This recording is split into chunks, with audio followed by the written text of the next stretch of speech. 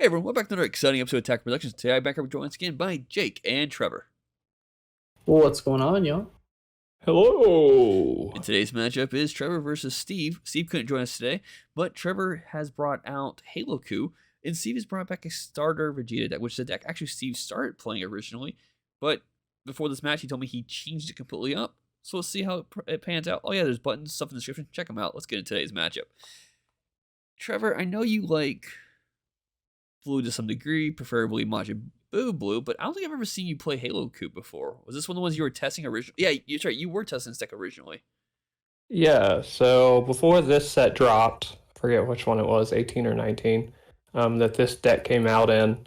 I was testing all the blue stuff and all the green stuff because I split a case with Nick at the shop. So I got all the blue and green stuff.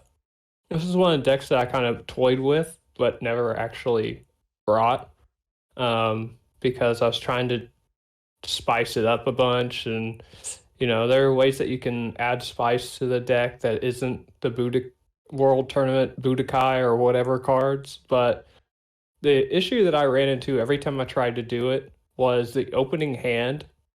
It just, if you don't have at least 3, maybe even 4 Budokai cards in your opening hand, you're just kind of screwed. So it's really hard to fit non-archetype stuff in it. I found, and still have the extra cards that I want to have in the deck. So it's fun. Performed a lot better than I anticipated, especially in the meta right now. A lot of really wide, low to the ground energy cost boards or extremely tall boards. So Dirty Burst is in my energy, and then I think it's Sarta is the wide floodgate in the deck. So it has a lot going for it in today's meta. But I literally bought it out because it was built and has been sitting in my deck box, and I was like, well, it's built, I'll just bring it. And for those who don't remember the starter Vegeta deck, this is one of the ones that when you played a unison, I think specific cost of 2, you get to do an early awakening on it. I don't know exactly what unisons Steve plays. I do know he does play one to this match. I don't want to give it away which one it is, but it's one of those things where I feel like a lot of the good unisons are red. Really, the one and only good unison for red got sniped when it comes to 2-drops. Well, now they've got that new 2-drop Gogeta, right? So that unison is pretty sick. And the leader is going to give his 2-drop unisons double strike when it attacks. So he's able to turn those generally kind of investment plays into a little bit of pressure as well. So it's an overall interesting strategy he's going for here, by leaning into those 2-cost unisons, giving them double strike, and then activating the +1 effect to play things like Rushing Warrior Pan to buff his cards further and just apply pressure that way. I will say, I'm not sure how you feel about this, Trevor, but seeing him charge a Wolfing Fist to me feels really good playing it. Someone's like, okay, cool, that's one less card to worry about. Yeah, I was really surprised. But I was even more surprised whenever he didn't play anything on turn 2. And unfortunately, he kind of clunked out that turn really hard. He's been looking for a unison because his starter deck Vegeta gets so much from unisons, but he just couldn't find one. We can see his hand to some degree. I do see a lot of extra cards in his hand. I think he has 2 of the testing composition, another Wolfang. That's rough. What was this? Universe 7, Strategic 7? Strategies of Universe 7. Yep. But Kai has barriers, so it can't be targeted. But yeah, this 17 and 18 is what allows the deck to run non-Budokai cards, because you can just Z-charge them. And then if they end up being removed and go to the drop area, you just use 17-18's effect on when an opponent attacks or you attack, combo with it, put in your Z energy, and just let it sit there. Yeah, it was one of the earlier techs before the counterplay got hit. Wow, it's been that long. I can't remember what it's called now. All of a sudden, God Sealer? yeah, God God Sealing. Sealing, because people were able to run God Sealing because of this unison, and they would just God Seal and then immediately combo that unison off on the first attack. Sorry, combo off that card with the first attack. And put it Yeah, into on Z the energy. first unison attack. Yeah, go ahead and Z charge it. And just being able to use the same card repeatedly for value is huge here. Like, just getting to recycle those cards and use them as Z energy and combo pieces multiple times is very strong. Yeah. Well, with this deck, it's so hard to decide between using them for Z energy or keeping them in your drop so you can cycle your halos around, and keep your hand, decent and get the extra effects of the cards. Because you have to send stuff from your warp to your, or drop or warp to drop off. I don't know. I read it every single time I use the effect. So that you can get halos back in your hand. So you can use the effects of Sarta, Olibu, and whatever the heck the other one is. Mjornin or something like that. You just get so much from them, and halos are free discards basically for the 4-drop Goku and Pycon 4 card. Insane value. Whereas other decks, when they play the card, have to discard like Dimension Magic, Bean, or Token Blocker, stuff like that, or UI Kamehameha. But this one, you're always getting these Angel Halos back to hand, so you basically pay them for 2 energy instead of 2 energy plus 2 extra cards. Yeah, and being able to play a battle card that aggressive on that curve can be really punishing, especially when you miss your 2-drop unison. Yeah, absolutely. I mean, granted, you probably would have put a lot of attacks into that unison, but he would have got some type of value from it. Something Steve and I talked about after the event is the Kaba unison that came included with the starter deck is still a decent option now that the Piccolo 2-drop has been banned, or limited to 1, I should say. I do want to point out real quick, something I mentioned early on. This deck is very hard. I want to say hard to pilot now, but very rough to play now because so many people will do tech in Smoke Dragon, and in some decks, I'm okay if I play 2-drop Unison. Sure, Smoke Dragon, I don't care because like a lot of times it's the Gogeta that people are tend to play, and that card naturally gets so much value just for paying 2 energy for it. It's a 15k swing. You can play a card. You pretty much add a card to your hand for just playing the card. And cards like that, I don't care if you Smoke Dragon that. But depending on what you're playing in, like, I don't know what uses truly he's trying to play in this deck, but there are only so few uses that are worth playing now to make this deck kind of excel. Yeah, he's playing the Gogeta and the Piccolo, and I can't remember if he includes 1 copy of the Kaba or not, but I know he talked about adding more of them after. Yeah, I know he had talked about he had taken the U7 Gohans out, but he was like, with how clunk these first few turns went for him, he's thinking about finding a way to fit those back in just to search for the unisons he wants to hit. Yeah, searchers, they feel really bad when you cast them in this game and they don't go off, but it feels even worse when you don't even have access to them. And this 1-drop Goku, I can't remember if it's a searcher, and I guess at this point you're really just sending the deck out because he hasn't still seen one yet, a Unison. No, just doing whatever he can at this point. Yeah, this is the definition of just if we were a best of 3, it'd be like just go next. Yeah. You know, like if you're turn 3 or turn 4 and still haven't seen a unison with this deck, at that point you just go next, please. Just try for the next game, side stuff out, side stuff in. to help with that consistency. Game 2 question mark? Yeah. I think while you guys were playing, actually, I had a similar experience besides you guys where I was like, I just want to scoop right now because I'm not getting any of the cards I need for my deck I'm running. And it's rough when you have to get in that situation where it's like, well, maybe I can still hold out. Maybe it's not too bad. One more turn. But yeah, I do agree. After turn 4, like, did he pass with all open energy? No, he's swinging to you right now. Okay. I just want to make sure. Yeah.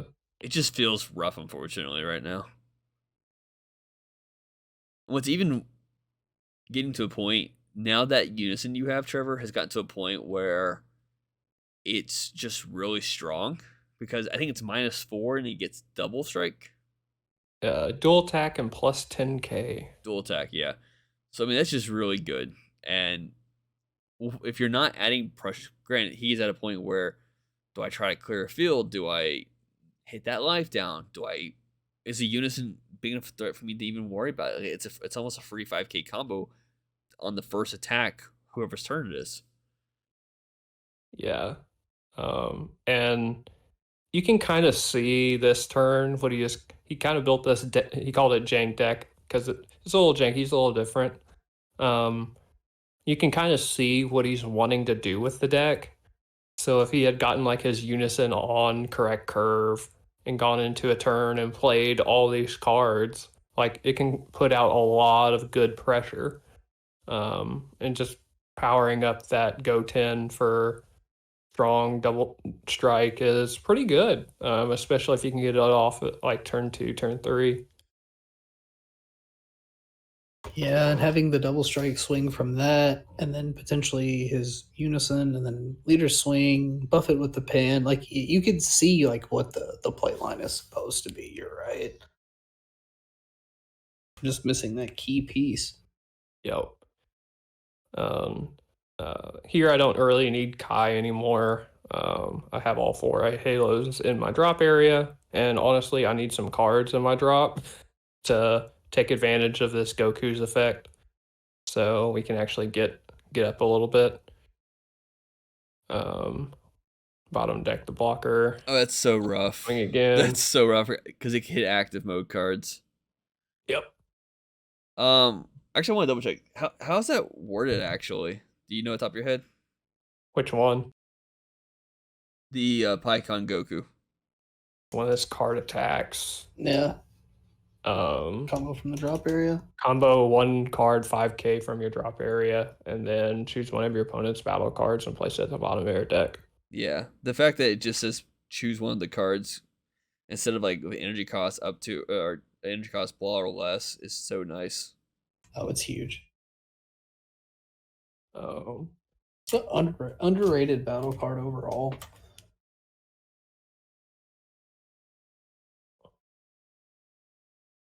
I could play this beautiful triple striker. No battle cards in my drop area.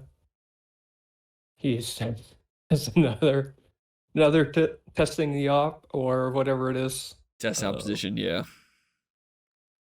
And then but I feel good going to this next turn. I get to restand 2 energy, get to restand the blocker, 7 markers on my Unison.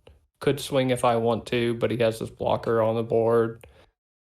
So it looks like I decide to swing.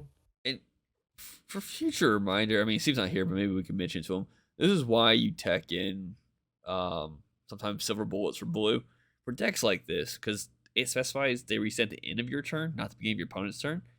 So the 1 silver bullet will definitely kind of cripple you for that. Oh yeah, if you play like Yamcha the Cunning in this against this deck or all the cunning cards, it just crumbles. But so yeah, going into turn, what is it now, 5, with nothing on the board, you're sitting at 4 life with 2 open energy, and this is where it kind of gets rough. Like, what line of play do you go for in this situation to get value? You know, does Steve run the I don't know if does he run the Secret this Rare is a good Vegeta? one to start.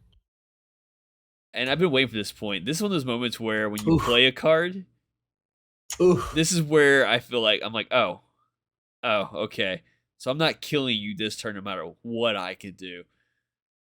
You've got 4 negates in your hand right now. I mean, yes, hit the super combo. That's the best choice you got there. But you got 4 negates, and one of those is Hatch. Yeah. And I don't know what SCR he runs, but just in case he runs that Vegeta SCR, I'm sitting with Dirty Burst in hand. But and this is where I'm like getting all the characters mixed up because I don't play the deck enough. That's not the Floodgate negate. That is the one that allows you to get cards back from your drop. And Pickle's auto does proc, which is why this card was limited to 1 for decks. The auto just triggers every single time your opponent activates a negate, and it negs a card. It pops. It pops a 15k or less, or negs. It's one of the other. I can't remember off the top of my head. It. Yeah, it pops it. We played in a format when this was at 4 a lot because we were prepping for TCG Con. Yeah, and this thing almost single-handedly invalidated all of the blocker negates, the ones that create a token, because that would happen in the counter step, and then Piccolo's auto would trigger, and it would just blow up the blocker you just made. Yeah, so right here, when Trevor uses it's just literally what he's about to do. Oh, no! And it's just one of those things where it's not a limit 1. It's not once per turn. It's an auto whenever your opponent activates a counter. So. Yeah. And I literally, at that moment, was like, it's not once per turn. He's like, no. I'm like, oh, okay. Yeah. Now I remember why I hate this card. But we know, and Steve knows, you have Hatch. So, like, he's not winning this turn, you know? He has to be able to just get what he can out of your hand, hope that he can get you to Hatch this turn, and then survive your crackback. So far, he's done a good job of playing conservatively while presenting like some kind of threat. I think spending the like going down from 2 untapped to 1 untapped here might be a little bit risky, but I think the only thing worse than your opponent having Hatch in hand is knowing your opponent has Hatch in hand, and it completely warps the way you approach the game unless you are a really seasoned player and like have a particular strategy in mind. So this is the play that kind of throws me off. He plays the Goku, gets a draw off it, but off the the 1-drop Goku search, he pulled the trio Saiyan cards, which if I correct is 1 energy to play on top of a Saiyan and switch it to active mode. And then when that Saiyan swings, it negs a card out by 30,000. Now, I don't remember if he gets past barrier. I don't think he gets past barrier. But it would just been, I think, better pressure. But he could have just wanted the draw, though. Yeah. If we look at his hand, we don't really see a lot that he can spend energy on to defend himself anyway, if I'm recognizing those cards correctly. Yeah. So maybe this is just a case of I'm going to spend all of my energy and present all that I can because I can't use it to defend myself anyway. Mm-hmm. So I might as well draw another card, play a 15k crit, use my extra card and try and play as much pressure as I can and try and force that Hatch. But I'm pretty sure that's the SPR Another World Blitz on the table, right? Yeah. And you're not getting around a big 30k blocker and forcing Hatch with that board, unfortunately. No, unfortunately not. But, why have 1? My favorite thing about this card, man, is that it is not unique or limited in any way, except for the auto at the end of the turn. Yeah. So you can only restand 1 of them. 1 energy, but even still, like 2 30k triple strikes, barrier, deflect, like. And not just that, you got rid of the extra combo he had on the board now because he had 2 active cards still. Yep.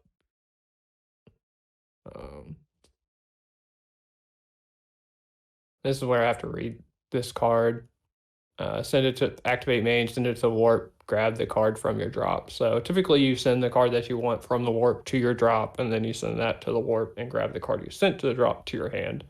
And then you play it. But this is just one of those situations where I feel like I'm really comfortable with where I'm at and feel like I got the game, so I just play stuff out of my hand for the sake of playing it. Oh, wow, he just spewed his cards over. All right, well, that being said, thank you all for tuning in. Keep in mind, his buttons down below. There's stuff in the description. Check them out, and bye.